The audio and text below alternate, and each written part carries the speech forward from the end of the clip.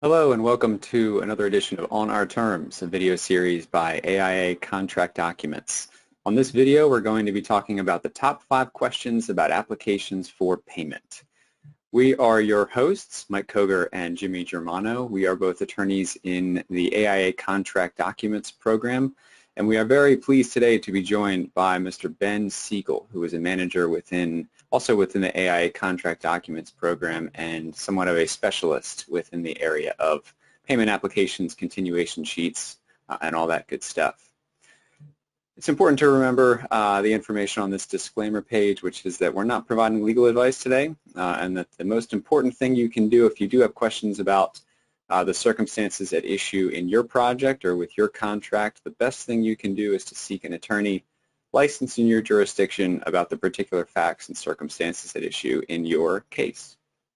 And with that, I'd like to before we get into the top 5 questions, Ben, that we get about continuation sheets and payment applications, I know that there's way more than 5 questions that we normally get about these forms. So I wanted to go into a little bit about maybe some honorable mentions. So some questions that you see regularly about continuation sheets and payment applications, but maybe they didn't make it into the top 5. Can you just give our viewers just a quick rundown of some quick hitting questions and answers that are honorable mentions? Sure. Thanks, Jimmy. So several common questions. One in particular is about the G703 and going to another page. And if you have what we call the editable version, you can add rows. There is a limit of 250, but you can add rows on G703, and it'll go to a second and third and fourth page if it needs to. Another thing along those lines is when you're editing these documents, and again, we're going to talk about mainly the editable version, which lets you do a lot more. You can work in the online editor. It is possible to download these forms and they'll appear in Word or in this case Excel. We don't recommend doing that. We recommend doing it in the online editor because it's just a lot smoother for several reasons. So you can do all your editing in the online editor. It has all the features, meaning the importing and the calculations and all the stuff we're going to talk about today. So those are just a couple of other common questions, and so hopefully it should be pretty self-explanatory. So actually, Ben, a quick follow-up question on that. You said that it's sort of a best practice to edit those forms within the software. Is that different when it comes to the contracts and the agreements? It is, yes, thank you. So for the most part, we actually do recommend working offline. So for an agreement like A101 or B101, something like that, we do recommend working offline, which would be in Microsoft Word. And that's for probably the majority of the documents, what we call agreements or general conditions, things like that. But today we're talking about forms. Forms are different. So by a form, I mean something like a payment application or a continuation sheet or a change order or all these other types of forms. So for those, we do recommend working online. And you're right, that is different because we normally recommend working offline for most documents, but today it is a little bit different. Gotcha, thanks. So I guess without further ado, let's jump into the top 5 questions about payment applications and continuation sheets. And with that, I'll turn the mic over to Mike Koger to run us down that list. Great, thanks guys. Okay, so Ben, here we go. We're going to go backwards from 5 to 1. And our number 5 most commonly asked question for payment applications is kind of a simple, the math just doesn't add up. And this is a common question that we get. And it usually comes in this form. Folks will say, somebody will call us up and they'll say, all right, I'm on my 7th payment application. I know I'm supposed to get this amount of money, but I just can't get the math to work out. Ben, how do you handle a situation like that? What should folks be thinking about when they have this question pop up? Well, there are 2 things. First of all, in general, these documents, while not overly complex, do have a lot of moving parts. So one thing here can affect one thing there, and so you do need to be very careful and meticulous when you're filling these things out in order to get it to add up properly. And you do start with the G703 because you actually are breaking the detail, and then you do the G702. So in general, that's the order. The other big thing is that a lot of people assume that the work completed in G703, one particular column, column E, which is work completed this period, is what they're going to get paid. And it's just not quite that simple. So you may be expecting to get a number that might be a little different. There are multiple calculations in these forms. Again, it's not incredibly complex, but there are several steps. So what you expect to get may not be what you're necessarily seeing, and there are a lot of moving parts. Yeah, that's a really good point. And what I remind folks about whenever I get this question is these forms and these payment applications, they build on one another. So it is kind of like a foundation. If you make an error, so you create a G703 first, and then you create a G702 payment application to build off of it. We'll show this a little bit later in this video how that actually works. But then your second pay application and your third, they all build off of prior payment applications.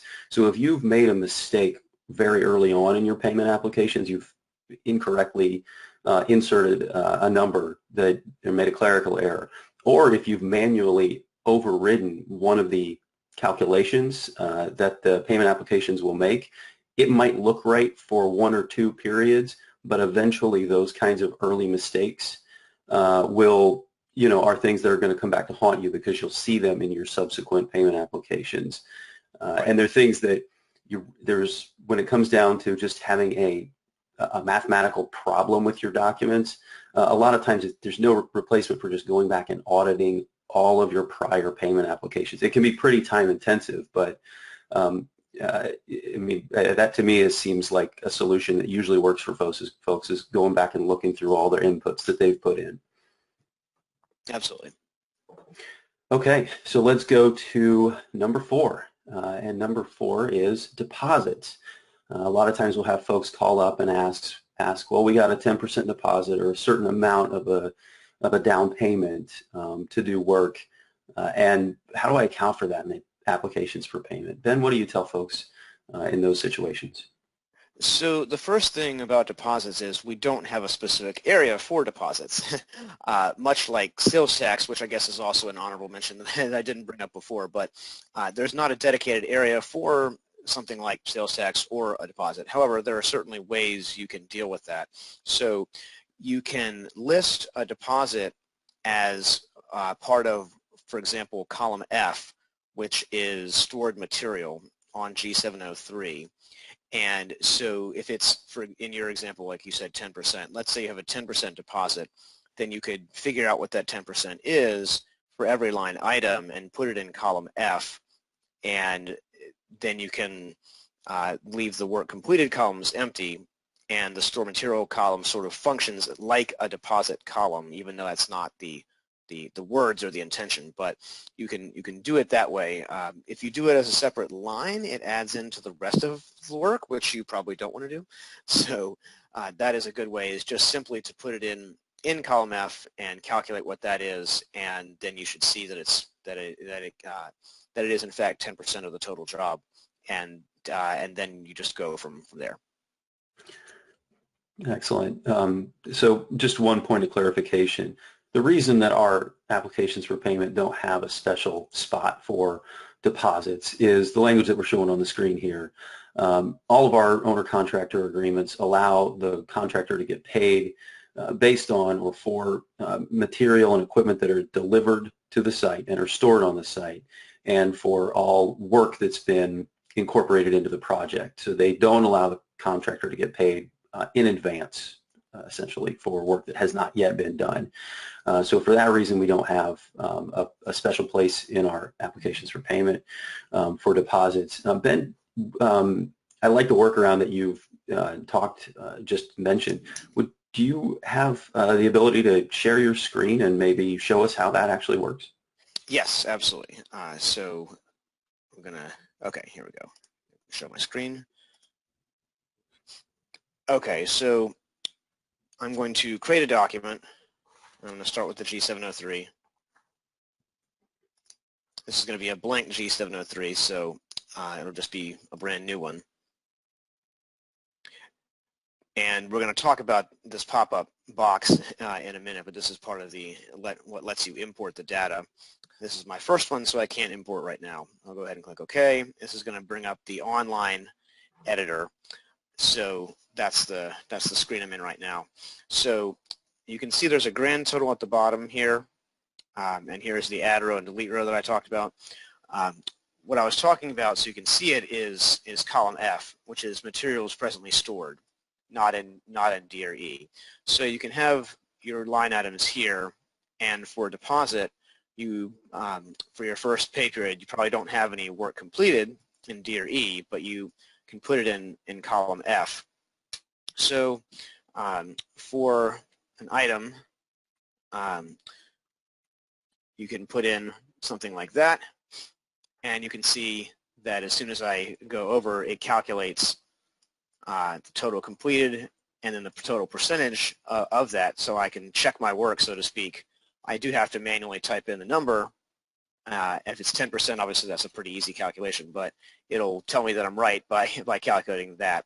And then you'll see that at the bottom as well, so you can just go through each line item that way, put it in column F, and then you'll get a total and a percentage, and that will be how your deposit works. Great. So this is, just to clarify, this is a workaround. This is kind of tricking the system. I mean, Yes. when we're talking about deposits, we're not talking about this is money for work that hasn't been done or even materials that have not yet been purchased, but we are kind of tricking the system in order to get, a placeholder to attach that money to, and we put it in materials presently stored. At some point, eventually, that money would eventually find its way into the work completed columns, right? Right, and once it is done. Exactly, and I don't think this is one of the items, so I'll mention this too. So the way store material works, and the way a deposit could work as well, is I have this value of store material or deposit, and then as that is incorporated into the work, you move it over manually one column to the left into work completed this period. So when you do your next in your following pay periods, anything you put in work completed this period automatically moves over here. That's not the case for store material. If I do my next pay period, this $150 is still going to be there. So let's say that is incorporated into the work. Let's say that some of it is. Let's say $50 of it is. So I would change this to $100 and put that as 50. So I'm effectively moving that $50 from here to here. Again, I have to do it manually. So that's how store material works. Like you said, we are kind of doing this workaround because treating it like a deposit. But either way, it's the same thing. I have to manually move it over, and you'll notice that doesn't change the total. It doesn't change the percentage. Just moving it over, so it's not double billing. You just have to move it over when it's incorporated into the work. So you keep it there until such time as it's incorporated into the work, and then you move it over here. And then, like I said, anything here will automatically get moved over into previous pay period in column D the next time. Perfect. Okay, let's go on to our next item, and we are now down to number 3, which is a question we really commonly get, is how do you account for change orders in your applications for payment? Ben, what do you tell folks when you get this question? So the simple answer is you just have to list each change order as a line item of work on G703. So here you can see the screen where you have a couple items and you have change order number 1 for the description of work. Obviously, you can put whatever you want in that description of work column, but the point is that you have to list each line item on G703, and that includes each change order. So you're treating it like any other line item of work. So in this case, it says $500, so you had a $500 change order, and you can fill out, obviously, the scheduled value, and you want to put in the work completed and store material and the rest of that stuff, and just, again, treat it like any other line item and just fill it out. If it's a deductive change order, you would put a minus sign. So in this case, it says $500. That's an addition. If it was a negative $500, you would put minus $500 in scheduled value and minus negative numbers in the work completed and or store material columns so that you would get an appropriate percentage. And then the next part is to go to G702, which I believe is the next slide. Okay. So for change orders, you can have multiple change orders on a job, So you would just have multiple rows. You just add rows. So you just add row, change order number 1, number 2, number 3, whatever you want to call it. And so that's the idea there. Ben, if I can jump in for a second, back on that previous slide, you certainly can do it broken up by individual change order, but it's even possible to break change orders up into their component parts. For example, if you wanted to separate out steel, concrete, wood, and different trades within a change order, you can place those and break those apart. And that's what this slide is showing, is that, you know, even within change order 1, there might be components of that that you would want to separately track in your continuation sheets. So just a clarification on that, it's kind of an either or. You can either lump it all up into one and account for it in one line item, or you can break it into parts. Whichever way you do it is perfectly fine. Okay, yeah, looking closer at that, I now it says change order number 1, number 1, number 1. So yeah, that would be, like you said, just the constituent elements of that one change order. Mm-hmm. Okay, so this slide is a screenshot of G702. This is the change order summary table. It's on the bottom left of G702. And so you just simply summarize the change orders here. So if it's an addition, it goes in the additions column. If it's a deduction, it goes in the deductions column. You do not use a minus sign or parentheses, but you just put it in the deductions column. It knows to subtract that. And then for the rows, you put it in this month, and then when you do your following pay period, it'll move it into prior months. So you just go that second row, you put in for this month, and then when you do your next pay period, using the importing feature that we're going to talk about, it'll move it into the prior month. So 2 columns, 2 rows, and it'll get you a net, and that net change by change order you see at the bottom will go into line 2, which is above all that. Again, this little box is on the bottom left-hand corner. G702 has 9 lines, so this net change will go into line 2 above on the G702. Perfect.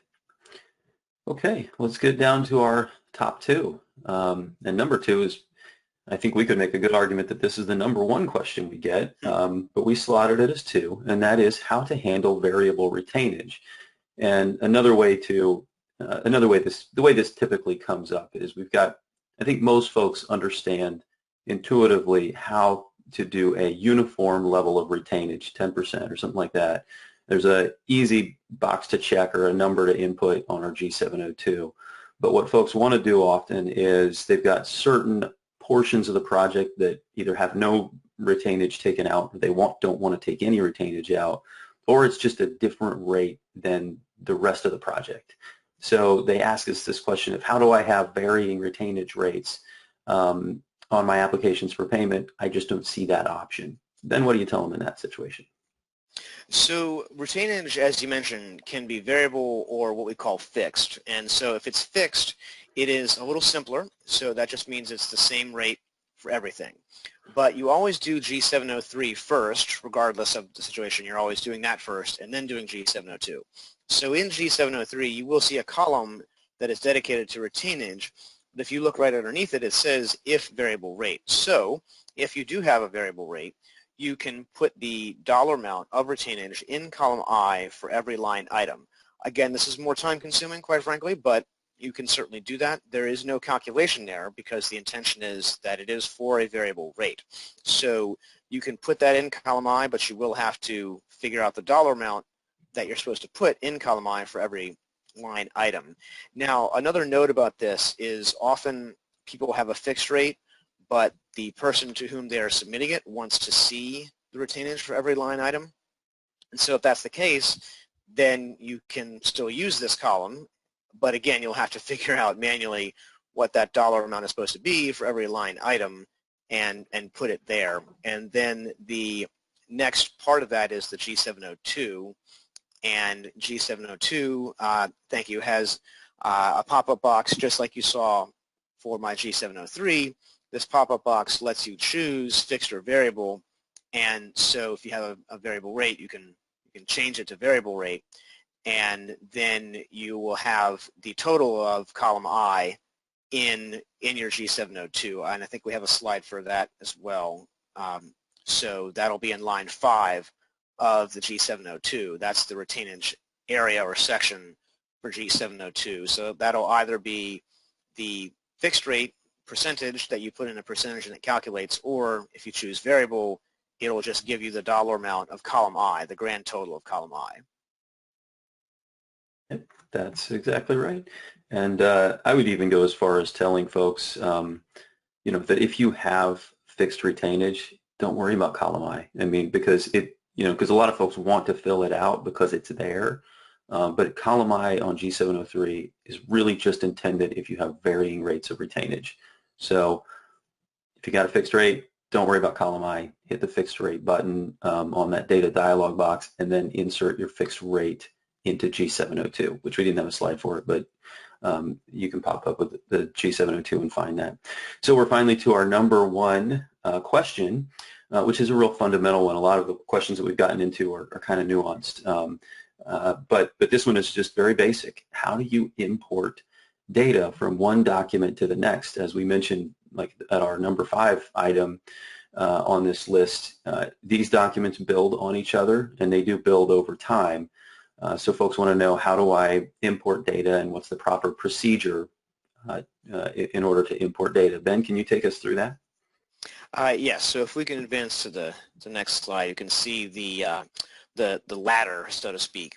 So there is an important sequence that you need to follow, which is obviously you're doing your first pay period, your second, your third, and you're starting with G703. So you've got G703 number 1 for your first, G702 number 1 for your first pay period.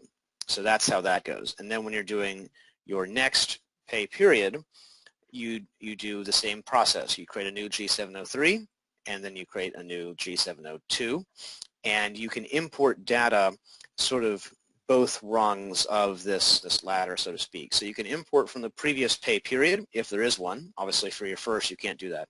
But you can always import from G703 into G702, and so you have that in that pop-up box that we're going to show in the following slide. But this is the sort of process. So for your third and your fourth and your fifth, it's going to be the same thing, is importing from previous G703, and then when you do your G702, you import from your previous G702 for the prior pay period and import from the G703 that you just did. So that's the process. And Ben, while we're on this slide, I should point out that I made a mistake in putting this one together. That third line, it says application for payment number 2. It should say number 3. So. Right. Yeah. Yeah. But other than that, it gives you the idea. So then you have these pop-up boxes exactly that we see here. So 2 pop-up boxes, one for G703, one for G702, and so they're similar. So for your first, the first thing is always to do your G703, and so you want to check that box to import from the previous G703. Again, if it's your first pay period, there's nothing to import from. I think you saw when I did my G703 when I was sharing my screen that was grayed out, and that was because there wasn't anything prior. But for your subsequent pay apps, you want to import from the 703, and that's all you can do there. For your G702, you have a similar looking pop-up box, and this is the same area where you can change fixed and variable rate retainage. But you want to import both from the prior pay period, if there is one, again, if there is one, and also from the G703 that you just did. So you want to check both those boxes, assuming that there is a prior pay period. You want to check both of them. If there's not a prior pay period, this is your first, then you can only check the one to import from the G703. But for your subsequent pay apps, you want to import both. So you want to check both those boxes and import, and that way the numbers will come forward. Great. Thank you, Ben. And I should mention before we close out this video that you've done a number of webinars and videos that you can find on our website and also on the YouTube channel that go into much more depth about how to build and fill out applications for payment. This is a real short snippet, but if you want, anyone who's watching this video wants to know more about just more in-depth information about applications for payment, I'd encourage folks to go to our webpage and go to the Learn tab on our webpage, and also go to our YouTube channel and look for more full-length videos on applications for payment. So, gentlemen, before we wrap things up, anything else to mention on applications for payment? I don't think so. I think that's it for this sort of quick hit. Like you mentioned, we have a lot of resources, including other videos and webinars, and we also have a PDF that you can find that goes over the process step by step with pictures like this. So that's a good resource for you to print out and have as well. Perfect. Okay. Well, thank you very much, Ben, for walking us through all these issues. For folks, if you like this video, please subscribe to our YouTube channel. Also hit the little bell icon if you want to get notified of new videos. We try and put these out every week or two with something different. We also, like I mentioned, have our AIA contracts document, or AIAcontracts.org webpage you can go to learn more about our documents. You can contact us at docinfo@aia.org if you have content questions. You can also contact our tech support team at the email address on the screen if you have questions of a technical nature. So thank you, everyone, and thank you, Jimmy and Ben. Thanks, Ben.